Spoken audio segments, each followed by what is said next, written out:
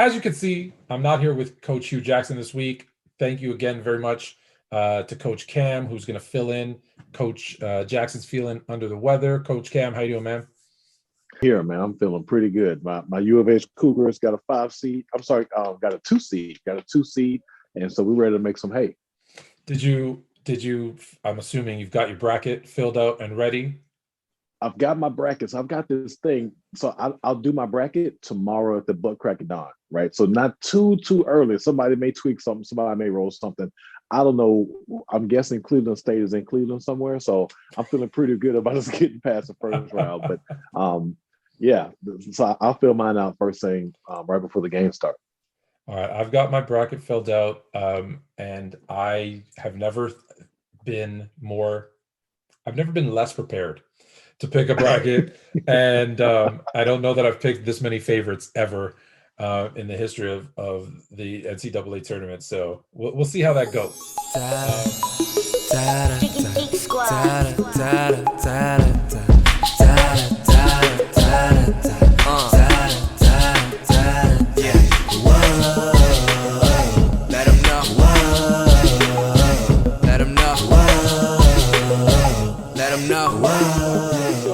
NFL, and as anyone who's ever talked to me, listened to me, or read anything I've written, watched the podcast, everyone I know knows where this is going. I'm a bit of a Bears fan, just a little Yeah, bit. just a little And bit. you know, I sent out this video, and I don't know if you remember the movie Friday, Yeah. but there is a scene where Ice Cube's sister in the movie um, sets up Smokey with a girl who tells him she looks like Janet Jackson. Like Janet Jackson. And he walks up to the car and he's like, not a damn thing. That's how I feel this offseason because I was told Deshaun Watson, I was told Russell Wilson. And look, this is not a knock on Andy Dalton, but he ain't Janet Jackson. He ain't Janet Jackson. How do you okay, the easy question is Andy Dalton a step up from Mitch Trubisky? 3 steps up, bro. I don't think Mr. So we talked about this. I don't trust goofy quarterbacks. I don't think Mr. Trubisky's an NFL quarterback. I think it was a miss.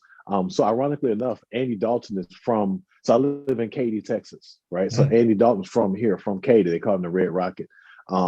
He is a serviceable borderline starter at this point in his career. I think it was wise of the Cowboys to pick him up. Obviously, when they did, and he came in super serviceable. I think that having proficient like the Trent Dilfers of so there is no, and we talk about this in a number of different spaces, right? So there's your top 3, top 4, whatever you want to put them, whether you put Russ in there, Deshaun Watson, whoever. Then there's like this, kind of should they be in the NFL, which I would kind of put Mr. Trubisky in that space. This medium space is shrunken down so much that you kind of forget the middle of the road guy, right? So the Tyrod Taylor, the Andy Dalton, like those guys can win you games. Like for a fact that so yes, it may smoke a couple of passes, but they're going to win you some games this season. And I feel like in this overhyped VC GameStop shorting culture we're in now, everybody's looking for that hack. So you end up with these Jared Goffs and with these Trubiskys, and it's like, yeah, you're trying to skip past that safe space and put guys over here when it's like it's either here or they like that guy should be playing a Rita League next to Johnny Manziel. I have it's funny because last year when he signed with the Cowboys, I thought, and Coach and I talked about it, and he was like, well, he's a Texas kid, so it makes sense for him to go to the Cowboys, kind of going home at the tail end of his career. And I didn't realize that. And I was like, oh, that makes sense. But I also said he's won a lot of games, regular season games, and because the team, and if you look back at the playoff games, it wasn't necessarily his fault, but because the team lost a lot of playoff games, that gets put on the quarterback's shoulders, which, Right, listen, that's right. we get it. Quarterback gets all the the praise when they win. He gets the blame when they lose. So I understand that. But I thought to myself, I think he's a good quarterback. Now, is he a great elite quarterback? No. Is he a top 32? Yeah, maybe in the right system. And so I was like, wow, that's a really smart move by the Cowboys, because if something should happen to Dak, right, he's a guy that can come in and win you a couple of games. Now, we never thought Dak would go out and miss the entire season. Right. And if you remember, Dalton didn't look good the first, I think it was game or two before he got hurt.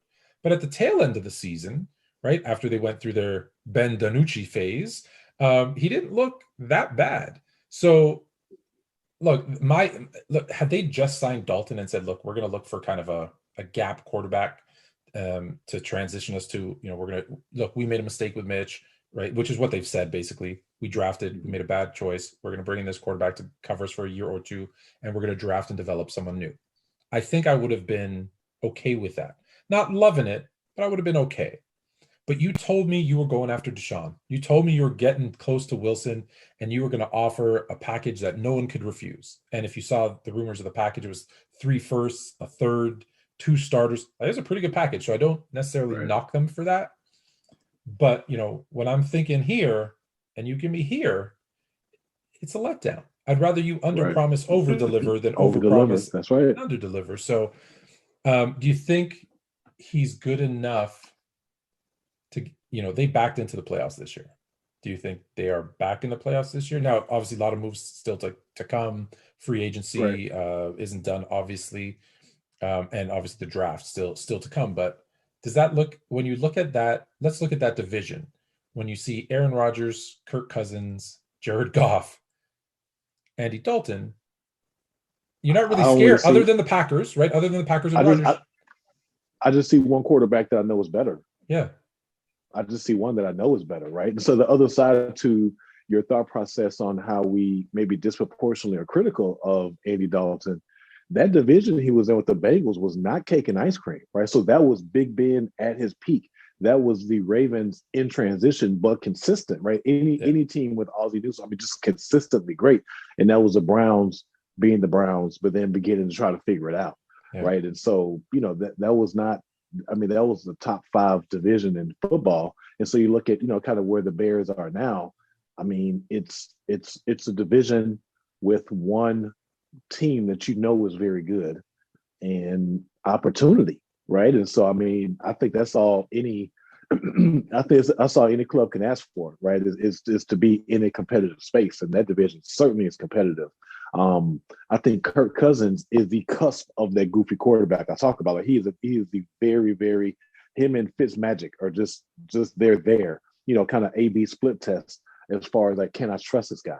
And so when you think about that, it's like, I don't know if Kirk Cousins is comparable to Andy Dalton, resume wise, right? Skill set wise. And that guy's been, maxed out franchise and then signed.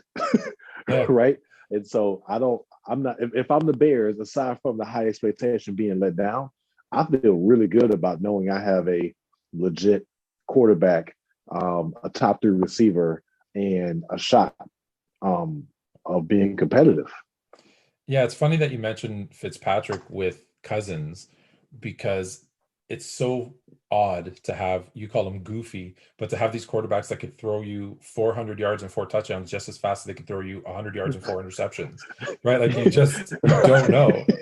Which scares, yeah, scares. Listen, I had Jay Cutler for a lot of years, and it was the same thing, right? Cannon arm, could make all the throws, but then could throw you 5 picks, right? And you scratch your head and you're like, I don't understand. You dropped a dime on a 70-yard bomb, and then you overthrew him by 5 feet on a 5-yard out. I don't get it. Right. It's so, like the kid Cuddy of quarterbacks. It's like you emo. Like which way are we going? Like we up and down today? I don't know. So now the conference, that's the division. The conference, the NFC, is losing a quarterback, and I got to tell you, I was really surprised, because when the Saints lost to the Bucs in the playoffs, and Drew Brees had a bad game. Like, just let's be honest, he had a terrible game. Now, a lot of that had to do with that Bucs defense, which we came to realize was a fantastic defense. And they had Ryan Clark on I Am Athlete this week, and they talked about like Todd Bowles should get, some of that MVP award that Tom Brady got. Todd Bowles should get some of that MVP award that Tom Brady got for the Super Bowl, because that defense, if you think about, look at who they beat. They, in the playoffs, they beat was it Washington in the first round, but then they had Drew Brees and the Saints, Aaron Rodgers and the Packers, and then Patrick Mahomes. Like, he went through some legends at that defense, went through some legends at quarterback and made them look horrible. Like, right? Have Right. you ever seen Patrick Mahomes look that bad? Right? And we know it wasn't necessarily all his fault, but it was that defense. So I thought, okay, Drew Brees had a bad game. There's no way he's retiring, right? He still, you could see he still wanted to play. At least you thought. Did it surprise you when he kind of, took the time, thought about it, probably gave himself a little bit of a workout and was like, I don't know that I can do this? Did that surprise you? It did. So again, another Texas guy, tough as nails, underdog that is very easy to root for. But the takeaway it made for me was like the Aaron Rodgers, Big Ben retirement isn't a farce, because at some point, if you have built this Hall of Fame career, the quarterback's depletion is very much like a heavyweight boxer. Like when that drop off is steep, you know what I mean? And so even though we may not be able to see it, or it seems incremental to us, the difference of getting that ball out in the footwork, I think Drew Brees' most under rated skill set, that dude has, to me, the best feet, or had, I guess, the best feet of top three in the game, especially for a quote unquote non-mobile quarterback.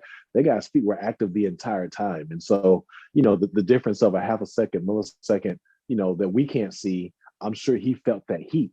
And then the other thing, I think, kind of going back to your Bears conversation, is what happens when the standard is so high, and excellence is the expectation, right? So again, aside from the Bucks, who just kind of popped up last year, right? The expectation is for the Saints to take and run that division. There's no reason to think that Carolina, there's no reason to think that Atlanta will, obviously give you competition, but you should be that division champ. And I'm not making the argument that Tom Brady forced him out, but the difference between, to your point, with the Packers having a clear pathway to being the best team in that division, and that conversation closing now for Drew Brees, I get it. And I think that I feel less critical of Brees for leaving. More so do I look at Big Ben and Aaron Rodgers with a bit more respect for staying. Yeah. So that's quarterback that was moving teams, one quarterback who's retiring, a quarterback who is staying with his team from last year is Cam Newton. Now, you're going to get a lot of people who argue really on one end or the other. Half of them will tell you Cam Newton's done. Other half will tell you he's still a top 15, a top 20 quarterback in this league. And if healthy and with a full offseason with Belichick, with those signings now that they've kind of added with Henry and Smith and Aguilar, they have a shot. What are your thoughts on Cam? Yeah, so I'm kind of in the middle. So I think that he is definitely in that pocket of his career where he is a serviceable starting quarterback, right? So maybe, yes, a notch out of that top tier. I think he has too much pride to ever get to that, kind of should he be in the NFL conversation. But, I think the case study I think the muse really is Tom Brady. So you look at how long it took Tom Brady, who by everyone's acknowledgement is a all-around better quarterback than Cam Newton, and Belichick, who by everybody's admission is an all-around better head coach than Arians. You look at how long it took the Bucks to sink. It was, I'd say, right at like the halfway point of the season before they began to look like this was a good choice, right? And so, I think some things just do take time. And the other thing is, that roster was not competitive. Like that was not a very good roster. And I think it gets easy to dismiss that part. But again, you look at any Super Bowl team over the last 10 years, and, their rosters are typically very, very, they're loaded typically, right? And so, subpar teams typically lose a lot of games. Yeah, and And it's so, funny because I keep telling people who kind of come and say, this is a bad signing. They need to get another quarterback. And look, I think they obviously did their due diligence, right? They looked at what other quarterbacks were available. There was a lot of talk about like Jimmy G, but like, the 49ers only let him go if they're getting someone else. So did the 49ers take a look at, can we get a Russell? Can we get a Watson? No, we can't. Then we're sticking with who we have, which means the Pats had to stay with who they had. But I always look back to the first few games of last season. Here's a guy that goes into a new system. And we've heard everyone who's gone through the Pats system and that organization and said that might be one of the most complex, whether it's the verbiage, right? But that playbook is so complex, you don't just pick it up. I think it was Chad Johnson was kind of like, I didn't know if I was coming or going every once in a while. And he goes, and I was really good at knowing my playbook. And that one was the hardest one I'd ever seen. And so you have a guy come in at quarterback. So let's be honest, the most important position, because you need to know where everybody's going to be. You got to, call shifts, all this sort of stuff at the court, and no offseason, no training camp. And he still looked really good. The offense, I shouldn't say that the offense looks still really good, but then he gets COVID. When he comes back from COVID, they just never seem to be in sync. So that's why I'm in his defense, because I look at it and I say, okay, Cam is still, is he the Cam of old? No, but he's still to your point, a very good quarterback, serviceable quarterback. He gets a full offseason, a full training camp, some weapons to throw to, right? And a chip on his shoulder, because he's got something to prove here. He's got another 1-year deal. If he doesn't have a good season, he might be done. And you have Belichick, who now is hearing, and don't think it's not happening. Well, we weren't sure if it was Belichick or Brady. Looks like it was Brady, because he went to the Bucs and they won a Super Bowl. As untrue a narrative as that is, because there's a lot more that goes into it, it's still going to be, it's still probably nipping away at Bill that, hey, your guy left and won a Super Bowl and you didn't make the playoffs. So if I'm betting on people and I'm seeing Cam and Coach Belichick with chips on their shoulders or something to prove, I'm not betting against them. That's right. and an active, a more traditional active, just in number of transactions off season. Like this off season for the Pats feels like a Pats off season. Just tinker, iterate, and put pieces in place. And like they were so static and stagnant, obviously because of those the situation last year. But it's like, this, regardless of who is a quarterback, this Patriots offseason feels like a Patriots offseason. Yeah, it feels like there's a bunch of signings where you're like, there's a bunch of ones that like the offensive guys, but no one's, I think, I haven't heard many people talk about some of the defensive thing they've done. And that team's going to be an improved defense. And I'm just, I almost hate bringing up Aaron Hernandez, but when you think of this 2 tight end set that they're going to have with Smith and Henry, it's going to remind you, not to the same level of that Hernandez Gronk, right? And then if you think about it, you got 2 tight ends who are very, very capable receivers with the threat of Cam to run, with Nelson Aguilar going deep. Like there's a lot of, things that they can do with that offense. And I wanted to mention back to the Bucs. I felt the Bucs, it was after that week 12 loss to the Chiefs, that's when they really started to click.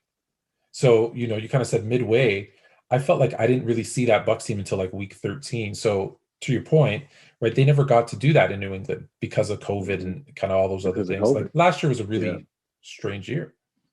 Yeah, and I do think no, that's a really good point. And the one thing I add to it is I remember going into the season trying to figure out how do you validate that Super Bowl. So do you remember? I guess it was '96, right? The NBA lockout. Sean Kemp came back. He was 400 pounds, and it's like, how do you validate like this is lockout season? I remember going into the season thinking, can the season finish? If there's a league, who can do it? It will be the NFL. And then like will this Super Bowl have an asterisk to it? And it's like, it was perfect disharmony for every single club, right? Especially towards, like you say, halfway, 3/4 through. I think at some point, almost, if not nearly every club had some type of inconvenience. The Ravens, you want to talk about an inconvenience. I mean, the Ravens season, those games just getting pushed back and disheveled and, so it's like, everybody went through the same rigmarole. So like the Super Bowl itself was valid. But then with that being said, the same way that the Nuggets peaked in the bubble, you're going to have teams that just happen to peak. And so, I don't, there are a few competitors I wouldn't bet against, and a 6'4", 6'5", 230 Cam Newton. I'm not going to bet against that guy. Yeah, speaking of inconvenience, right? Like I think Mike Tomlin was asked about it. They had to play the Steelers had to play 13 games straight with no bye, right? Like so that there's those types of things, and it's funny because that's actually why I was betting on the Chiefs because that was a team that was together. They won a Super Bowl. There wasn't really many changes to that roster, so I thought here's a team that if there's any team that can go through into a season without a training camp, without those sorts of things, it's a team that already has that chemistry and already's worked together. So I wasn't surprised that they made it to the Super Bowl. I was surprised how they lost. So we're going to shift gears a little bit from the NFL. And I don't want to call this an NBA story, but it is. Miles Leonard was playing online, and I think he forgot that he was mic'd up and being recorded and kind of used a racial slur towards the Jewish community. He got fined $50K, but is that when someone does something like that, it's not something, I know I'm already struggling to ask the question because it's not an accident that's in your vocabulary, right? Like if you say something when you're angry or you say something when you're under duress, that's just was there and just something brought it out. Do you feel, one, that the punishment should have been more severe? And when you hear stuff like that from players, what's the first thing that kind of comes to mind? Is it, and we're going to get to, the cancel culture here in a minute, but is it, hey, there should be more, there should be a suspension, there should be mandatory, I'm going through this at work now, racial sensitivity training, like, or is it just the fine? Because if you look at the fine, that $50K, it's similar to, someone punching someone in the face in the NBA, which also isn't good, but it's clearly, I think what he did was worse. Yeah. So I think that benchmarks and precedents are like I forgot. There's this toy, this toy I used to play with as a kid, and you put like your fingers in both sides. You have to figure out how to get your finger out. It was a puzzle, but I think it was actually called like a Chinese puzzle or like the finger puzzle thing. Yes. So I feel like precedents are like that puzzle toy, right? So it's like, okay, cool. This is our benchmark for racial slurs or epithets or insensitive statements based on fee or fine. This is it based on games. So we're kind of like in this this puzzle as far as what we can do, instead of the discomfort of there are times when you need to set new precedents. And I feel like as much as the NBA has embraced the Black Lives Matter movement, and the liberation and the rethinking of racial sensitivity and insensitivity in our culture, they missed the boat here, right? So, again, it's a Black Lives Matter versus All Lives Matter or Blue Lives Matter, right? So it's like, yeah, you can take the easy way out and say All Lives Matter for sure, or you can sit in that discomfort and have like a real actual conversation, right? And so, while I think the NBA took the easy way out, I think the true conversation is what would have happened if it were a hot button at the time moment, right? So even not, as a Black man, not even if it was a Black slur, and where we are at this very moment, what if it were a Asian slur, right? And so I think that it gets very easy to tamp down and play the safe card instead of being radical, because again, this is also the guy who refused, and again, he got shown right, but refused to take a knee during, the bubble deal with the anthem. But I think the most important part is what you kind of steamed over is we don't say things that aren't in our vocabulary, right? And so this word is in his working vocabulary, and the fact that it was sandwiched between vulgarities meant that it was meant to be a vulgar term.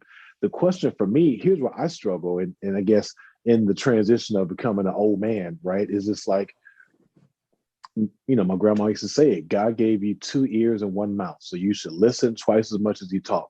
So the idea that a player in season, I think he was injured at the time, possibly, right? But it's like, do you have to, so play Call of Duty, knock yourself out, right? So I think grown men playing video games is kind of weird, but I'm also not a multi-million-dollar NBA football player, right?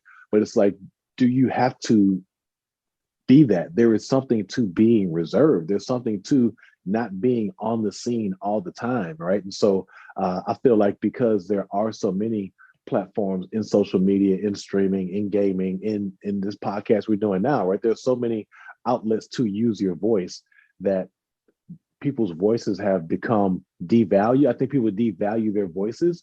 And, there is this like this echo chamber of the fear of silence. So I have to be on Twitch or whatever the name of the thing is, right? You don't, right? And so like I remember watching a Denzel Washington interview, and they were asking him about like how he transitioned into like the social media era, and he's like, "Yeah, I believe there's something to the anonymity of your favorite actor or your favorite ball player, right?" And so, very much here in Houston, like Akeem Olajuwon, like Andre Johnson, they don't say much, but when they talk, you absolutely listen. And I think that today's pro athlete has traded away some of their the equity in their voice for the frequency of their voice. Yeah, it's an interesting point because if listen, this is not a knock on LeBron James. It's not. He's very vocal about issues, but he does it all the time. And I'm not saying his is getting drowned out, but if you say something all the time, unfortunately, in today's age, the message gets drowned out. And I think back to like Michael Jordan, who didn't say, I think, enough. Now he did enough behind the scenes, but he never actually said anything. If he were ever to come out and say something, I think it would have more weight because you're like, wow, to your point, like Hakeem Olajuwon, I never hear from this person. They're coming out to talk about something. It must be very important. And to your previous point, there's this really thin line where, hey, these guys are wealthy, young men, like they're, 20, 22, 23, 24, some cases years Right. old, but they're also professionals. And, I think we need to realize, yes, you're playing what some people say a kid's game, but you're being rewarded handsomely to play that game. Don't get me wrong. We all know professional athletes put in a lot of hard work all year round to get to where they are. But at the end of the day, you're still a professional and you need to be a professional. Just like in any job, I can't go out and say something, whether, on any social media platform, because one, it's just not in me to do, but two, I have a job and I know that I'll lose that job if I do something like that because it's inappropriate. It's not professional. And I think, so that's his scenario. This one is a little bit more touchy, but along the same lines. An announcer in Oklahoma there was a group of athletes taking a knee, I believe, a basketball game, and I don't know if he thought his mic wasn't on, or not, let me say it, not a good excuse, but he used the N-word to describe those athletes for taking a knee. And later, and this is the worst part, so I'll go back to Miles Leonard. At least he owned up to it. I made a mistake. I need to learn. I need to be educated. Right, while that was bad. This guy tried to blame it on his diabetes. And my blood sugar was low. I was hangry, whatever the excuse was.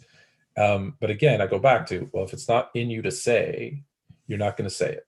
And I'll give you just a very small insight into my life. I have never used never used the N-word. And I will rap along to every song since 1988. And I will be like, and when I'm rapping along, I go, nah, right? Like I just don't, right? I just don't do it.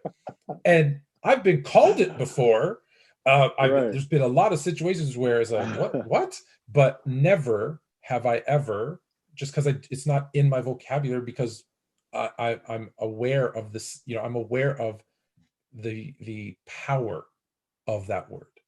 And when I say the power of that word, I mean, you can get the most sophisticated, professional, man, and use that word to him and watch him change his demeanor, right? It's a very, very powerful word, and it means a lot to a lot of people. And I know there's a big debate about it, but for me, I'd rather not than err on the side of caution. So when you hear an announcer who's supposed to be, impartial, who's supposed to be a grown man, and he gets that emotion, and everyone's heard me say this a lot, emotion is the death of reason. And when you see him get emotional and that's where he goes, what does that tell you about him? So I'll share something with you. I in 2000 and maybe 13, 12, 13, 14, somewhere in that window, was 300 pounds. Um, had been diagnosed as diabetic, didn't accept my diagnosis, and was not making wasn't making great lifestyle choices, wasn't making great dietary choices. Um, I'm gonna give this guy a pass. So if you use the diabetes card, so there's only one card to me that you can use, and if this guy is diabetic, right? I was in a conference with a player I was about to remove from the program in the school leader's office with the school leader here, the kid here, and the mom here. And apparently, my diabetes dipped, and I went on a complete rant. I can't tell you what I said. I just remember my schoolie like shaking me out of it, and it was like I was about to start using profanity. And she was like, you need to go in your office and cool off. In like, we'll talk later. And so the next day, she calls me into her office, and she was like, why would you be so disrespectful to this kid? He's a freshman. His mom, whatever, took off of work to come meet. And like, I authentically cannot tell you what I said to that kid. And I'm pretty sure had she not have interrupted, I would have gone on whatever profane tirade. You know what I mean? And so what I'll say to that is going back to the Miles Leonard, profanity is in my language. Right? So I can own that, right? So as a professional, it doesn't enter into my professional space, but it is, those are words that I speak. So to your point, you don't get a pass for that being in your working vocabulary. But I can say, as a person who's experienced, I don't know what you call those kind of episodes, I can't tell you anything about. The only thing I remember about that meeting is us going into it and her shaking me out of it. And so, without the context, and again, we live in a soundbite society, the idea that he went into that episode and then called a 28-minute game is a little hard to wrap my head around, right? But, if you're going to use a card, I can say that's one of the few cards where it's like, I've been there. I've been there. So it doesn't excuse. I didn't see an apology afterwards. So yeah, I mean, I think all of those things are the puzzle pieces you kind of fit together, and especially as I'm talking this through, I'm thinking it through.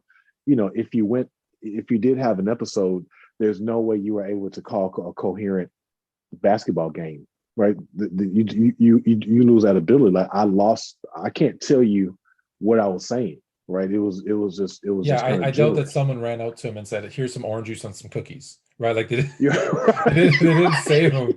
Right? They didn't save him midstream. So, and the I think that's the where, I'm a little harder on him maybe than you are, is that yeah. I feel like, okay, so it's in your vocabulary, and maybe, look, to your point, like I didn't know that. So maybe to your point. So yeah, okay, the diabetes triggered you to have this tirade, but hey, let's apologize because we know that it's wrong, right? Let's explain maybe why it's in your vocabulary, and that's something that you need to work on. But then say, but as a secondary piece, or I guess the but to it is, I was having this kind of diabetic episode, and what happened was, my co-host or my co-anchor, whatever it was, dropped me an elbow and threw me a Snickers, and that's how I was able to kind of regain my composure. Okay, maybe then I'm with Right. you, and I could say okay. Yeah. But to just say it was the diabetes, like I think Yeah. it wasn't enough information. It was a sugars. It was a sugars. It was a show, yeah, because now everyone's just be like, oh, sorry, I did that. It was the diabetes. Right. I got to use that for later. Um, so I'm going to throw a curveball at you because there was something else that kind of wasn't on my original agenda, but it popped up again today. But I'd seen it. It's a little a few days old, but um, I know that you're big on your college sports. So Michigan State has announced that their basketball team will now be called the MSU Spartans, presented by Rocket Mortgage. Now, I know that there's naming rights for stadiums. I'm here for it, bro. I get the naming rights for the stadium. I get it. You need to find new revenue streams. I'm all for new revenue streams. I guess my issue is you're a $1 billion industry making so much money off let's be honest, free labor. I know that there's some things changing and, whatever, but let's be honest, it's still free labor. And now you want to slap them with a presented by Rocket Mortgage to really for no other reason, just added revenue that you're not going to share with, you're not going to give it to the team that's wearing that stuff on them, I'm sure, to the players, to the athletes, to any of the other students. I guarantee you they're not going to drop their tuition. If anything, the tuition is probably going to go up. How do you feel? And maybe you feel different than me, but how do you feel about that move? And obviously some other teams probably going to follow suit if they can. So yeah, so I feel two ways about it, right? So as a capitalist, I'm here for it, Right. right? So if you can monetize something, monetize something.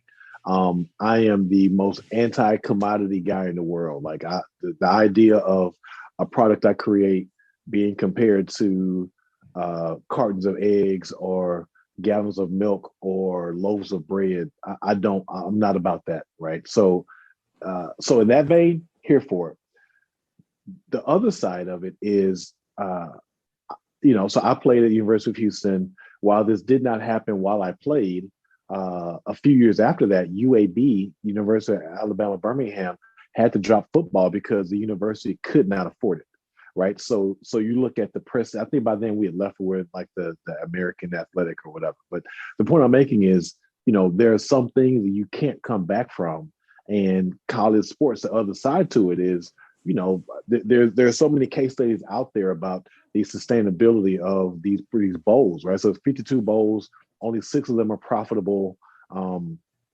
What you forget about in the Michigan State thing is, at the veneer, yes, Big Ten program, historic program.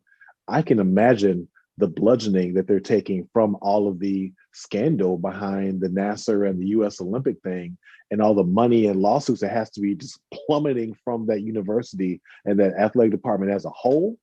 Yeah, just like the NRA, right? So as soon as Trump lost, the NRA filed for bankruptcy, right? So like the most heavy laden, lobbying organization system, actually the whole time was broke, right? So from those two perspectives, kind of leads me to my middle. And what I'd say is the only reason I can give it the stamp is college athletics very much is like sharecropping, right? So after slavery came the Jim Crow laws, came the oppressive state for Black people. So yes, you're free. You have no skills. You have nowhere to live. You or maybe speak the language. You just can roam and figure it out. Or you can go back to that plantation and come up with a JV agreement where, you live on this plantation and they subsidize your living, subsidize your clothing, subsidize your food, subsidize your seeds for whatever you're planting, subsidize your equipment. And in offset for that, you provide them labor. Then you take that labor and apply it, pull these crops, and then take them to the market. Then we'll split the difference between what you owe, right? That's essentially what the college athletics landscape is, with the exception that the tide is finally turning towards these athletes being able to monetize. And then it's going to be a slow turn, a slow burn. We see the legislation happening in California and it's going to work its way east, right? If it weren't for the turning of the tide of players getting paid, that's a different story, right? But the other side of it is, in this example, the plantation or the sharecropping farm has to stay open for the players to get paid. All right. So in this example, if this were, if this were Alabama or something like that, yeah, that's a completely different conversation. But everything that happened around the U.S. Olympic thing and NASA and just lawsuit after lawsuit after lawsuit over like Olympic sports, right? So like gymnastics and swimming, those are sports that don't break even. Those sports are in the red. And so, I can take this entire basket and reconcile it, understanding that reparations are coming for these players soon. Okay. It's a good way to look at it. I just, where I'm going with this is that I'm all for capitalism. I'm worried that it's the same, the coaches are making their millions, the schools are making their billions, and the athlete always seems to be the one that's doing the work and getting nothing. So I guess, yeah, if that's the situation there, and I guess we don't know kind of all those details. So it's a good point. The last thing Actually, there's two more things, but those will be the second last thing we talk about.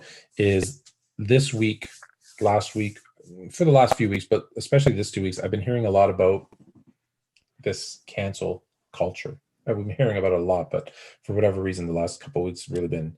I think because they tried to cancel Eminem, is what happened. That it's really They kind tried of. to cancel Eminem. Oh, you didn't hear? Yeah, they tried to cancel Eminem because all of his lyrics are misogynistic Wait, and homophobic. M&M's, or No, no, not the like candies, the rapper, Marshall Mathers. Marshall Mathers. Yeah. Oh, oh my God. Yes, M&M's. They want M&M's called because there's too much unity putting all those colors together. Crazy talk. Yes, no, the rapper.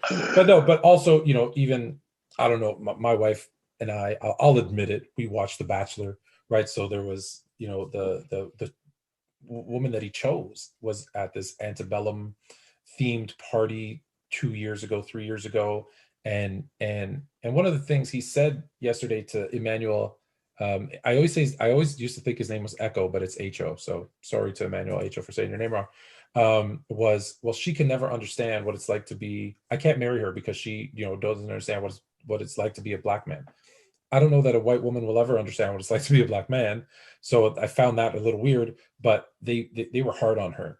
Eminem, they want to cancel kind of all this whole, everything that you've seen where they've, this was bad, this was done wrong, 50 years ago, 100 years ago, 2 years ago.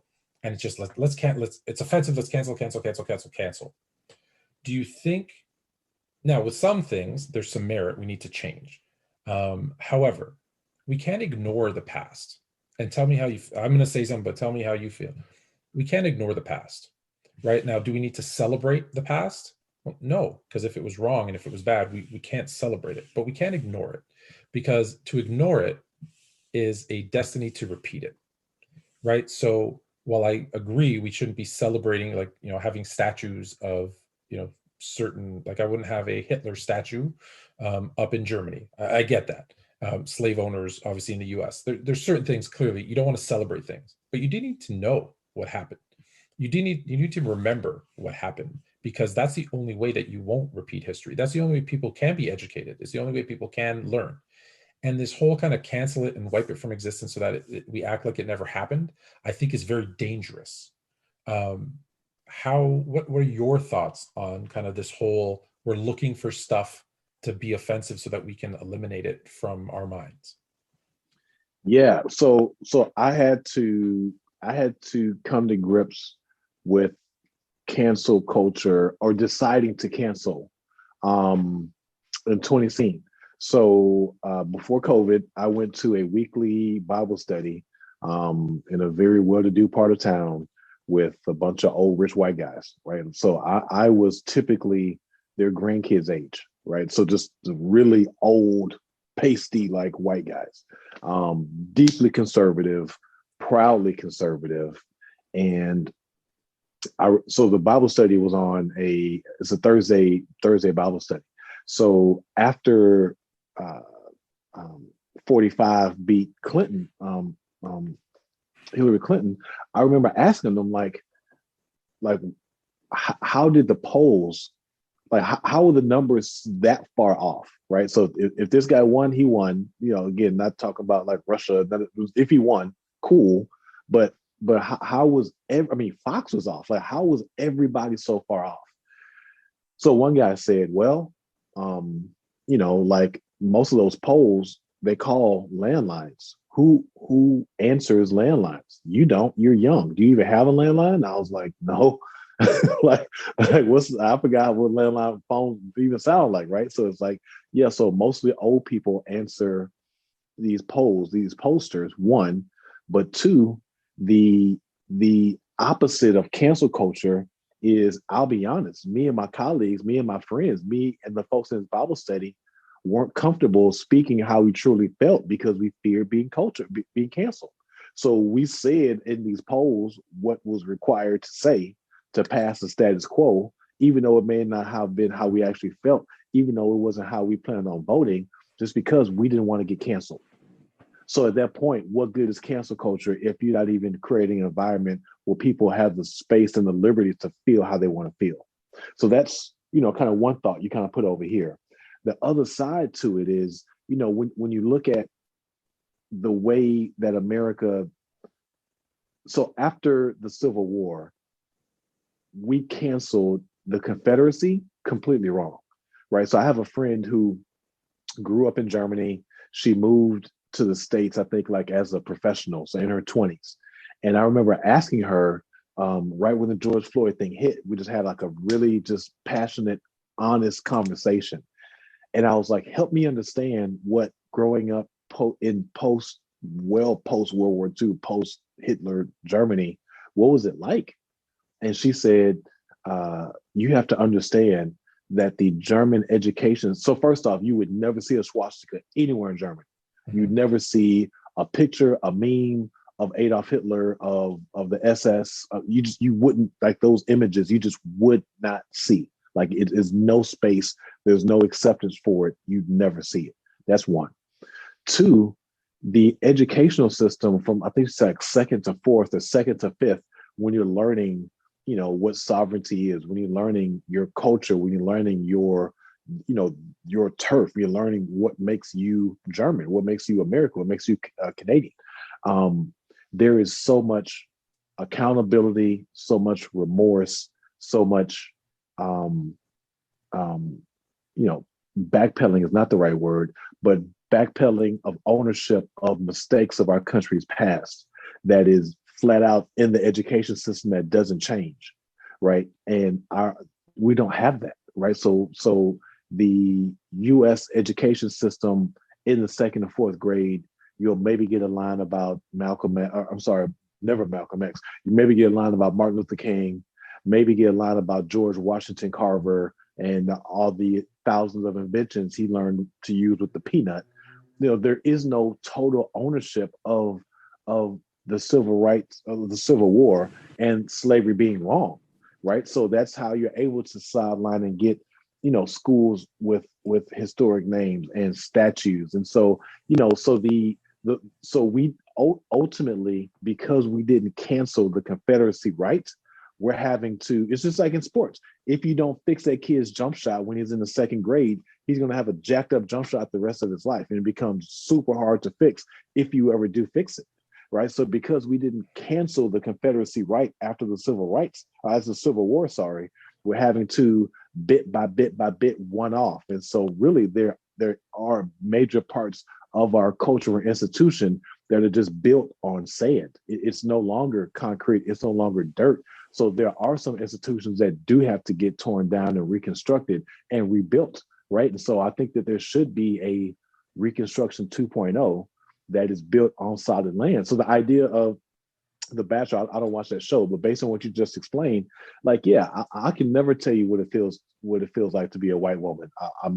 I'll probably never be one. I don't, you know what I'm saying? It's probably not gonna happen, right? And so if a tone deaf white woman does something with her knowledge of consideration or impact years before she met this guy here, and what she did a couple of years ago was so offensive, then, the other side to that is, as a man, I'm sure you can relate to this, as a man of daughters, the Me Too movement made me pause and think, like, was I a jerk to someone? Was somebody ever a jerk to my mom? Was somebody ever a jerk to my wife? Right. And so there was a moment, shadowing back to what I shared a few moments ago with Germany, of let me sit in contrition and be considerate of the fact that maybe I've been inconsiderate unintentionally, right? Maybe I've been inconsiderate to women, and I need to own that. And while I certainly never did it intentionally, if any of this stuff, Lord, I hope it don't, but if it ever comes back and there's a conversation I have to explain, I need to be on bended knee with hat off, ready to own that and fix it and make it right. And so, the idea of canceling is easy. Right. So to cancel Pepe Le Pew, who is my favorite Looney Tune, by the way, of all time, to cancel Pepe Le Pew is easy. Right. But to have the difficult conversation, to sit and fix and redirect and reconstruct, that's what's difficult. And, over cancellation is just hitting the easy button. And so first off, leave Lonzo Ball's jump shot out of this. That's right. That's right. Second, Nobody fixed it. nobody fixed it, and it was too late when they tried to. But secondly, no, I'm with you, and that's my fear, is that we're taking the easy way out by just saying that was wrong, canceled. That was wrong, canceled. And really, to your point, so there's so much stuff that you said there that I want to touch on. One, that's why I disagree with Black History Month, because I think Black history is American history. And if it's not incorporated into every single lesson, then you're doing the entire country a disservice, right? Because you can't go halfway, right? You can't be, this was a line that someone told me actually in Alabama, and I just love it. You can't be halfway pregnant, right? Like you got to be all in it That's or true. not. And so you need to say, hey, this was done, this was wrong. These are the steps that we're doing to fix it and to change it because it's wrong. But if you're trying to toe the line, then you might as well not do it at all, because if you leave it for interpretation, it's going to be the easy way.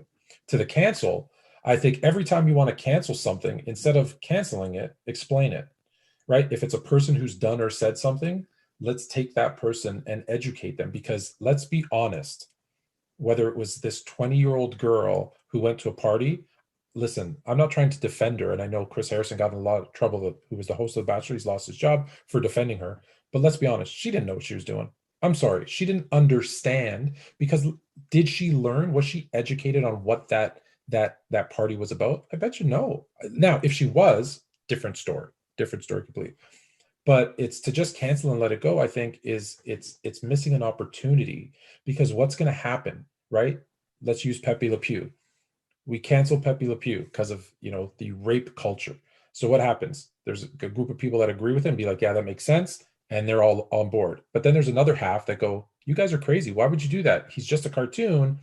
There's no harm in that cartoon. And now you start button heads. Well, that doesn't help anybody, right? Whereas if you say, here's Pepe Le Pew, here's why he was wrong, let's educate on everybody why it was wrong. So if you're gonna watch it, understand this, whether it's Pepe Le Pew, Dr. Seuss, like all this stuff. And look, some stuff should be, gone.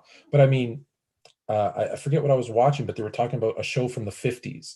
And they're like, look, this show from the 50s, or the movie Gone with the Wind. Yeah, it's going to be uncomfortable to watch now, because that was life then. It's also a fictional movie, but you need to see it. You need to understand that why was this movie made that way? Well, it's because that was what life was looked at then. Look how much smarter we are now, right? Like, learn from that. Don't erase it. Now, some things maybe, but don't erase it, own it, and say, this was wrong. This is why it was wrong. Do you understand? Like when I'm raising my kids, like, do you understand why this was wrong? And that's the way that they'll grow up to be, I think, better people. Now, maybe I'm overly optimistic, but that's my fear, is that it's so easy to say, you've done something wrong, canceled. Well, find me one person who hasn't made a mistake, who hasn't done something bad, who hasn't hurt someone's feelings, who hasn't said something they didn't mean. Find me one.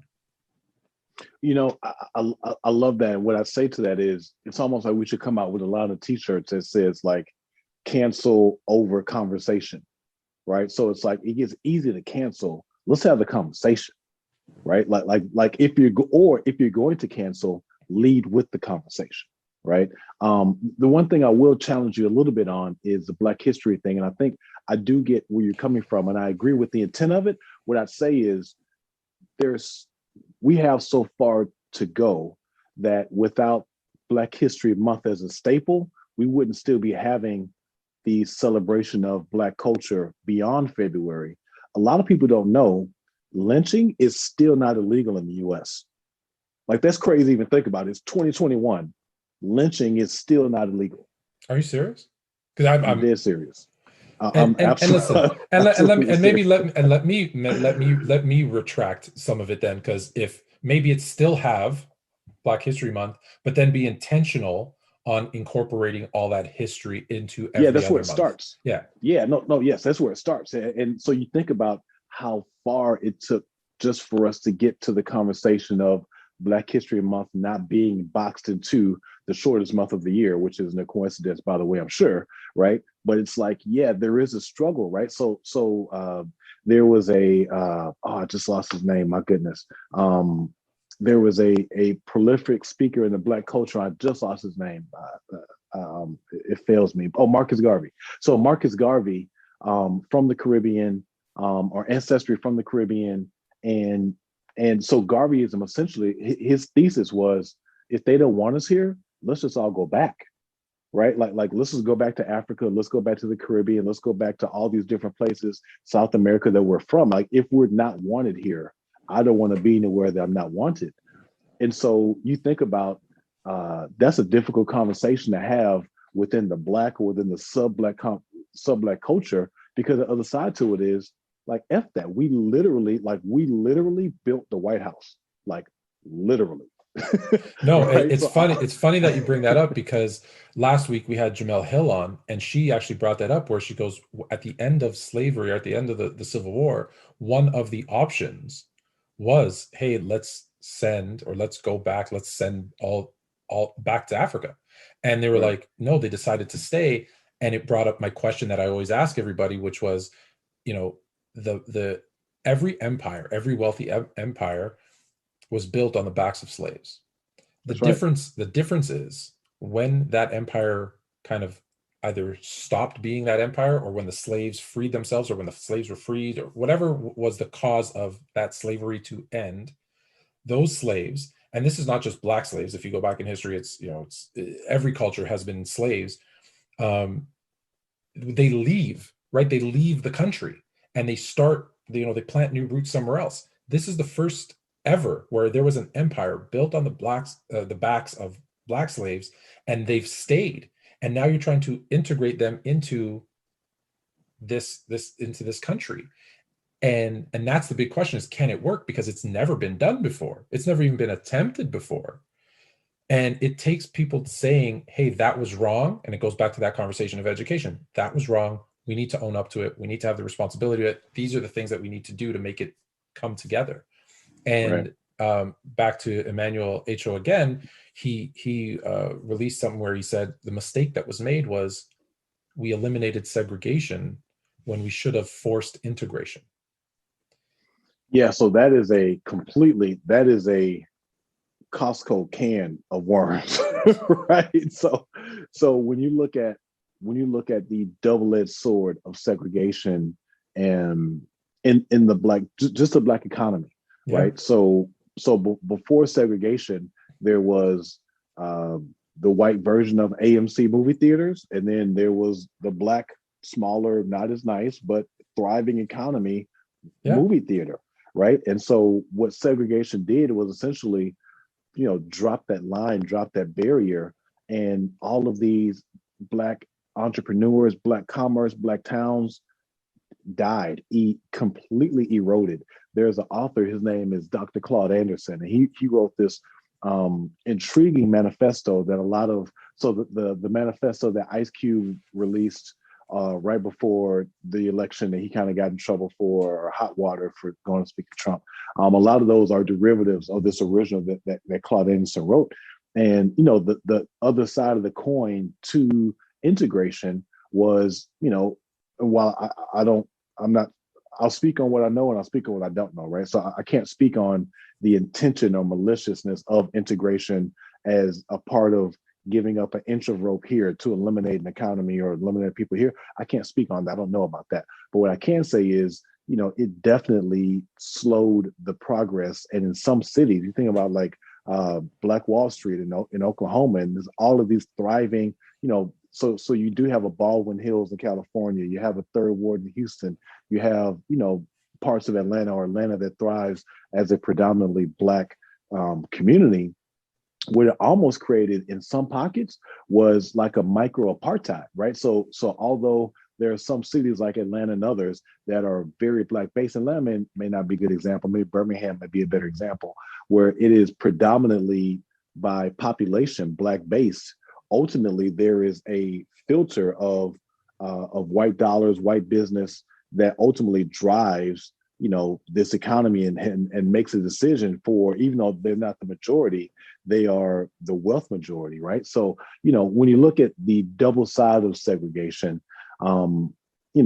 it is a can of worms, that we're unpacking now, and we just begin again 70 years, 60 years ago. Like so 60 years later, we're unpacking that can of worms and trying to figure out not necessarily was it the right thing or the wrong thing. I mean, I think that's what honestly makes America as an ideal so dope, is it is a really, really, really big experiment, right? And so so to me, that's a long way of saying, yeah, we need to celebrate Black History Month. Well, how do we rectify sending, putting Asian people in internment camps during World War II? Like where is the representation for Asian people or Middle Eastern people, or so that while race typically in America is black and white, it can't just be black and white, but understanding that it is black and white, we have to lead that charge, but then bring others with us as well, right? So the conversation has to keep going, which is why the cancel has to stop. It's easy to cancel. You got to have those conversations. Now, the Eminem thing, I didn't hear about. So I respect Eminem as a lyricist. He's not. I don't listen to Eminem. But that's where like that the First Amendment. Like if you don't like your mom and you want to stab somebody, like do you, bro? Like I don't know that we can cancel Eminem without canceling Ozzy Osbourne for eating a bat's head off of a concert in the '60s. Yeah, that's the thing, right? It's if you're going to do one, right, then you have to do them all. You can't be selective. And that's why I said that's the part that scares me. I really like the idea of the cancel over conversation. Maybe that's something we talk about, because I want to end with, I want you to tell me a little bit about current future millionaire. For a future current millionaire?